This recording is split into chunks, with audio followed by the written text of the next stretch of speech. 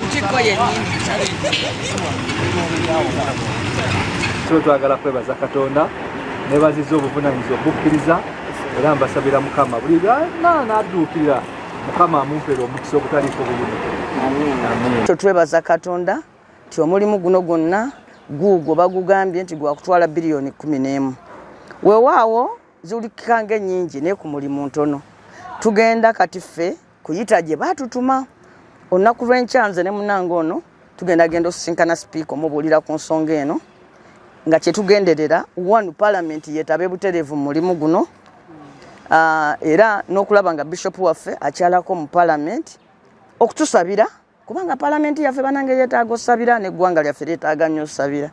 Naye n'ekyokubiri okuba nti tuyingira butereevu mu kaweefube ow'okusonda ssente bino era bye bagamba okulobinga babaka bannaffe tujja bamatiza batusondereko kuba naffe twetaba mu kusondera ebitundu ebiki ebirala.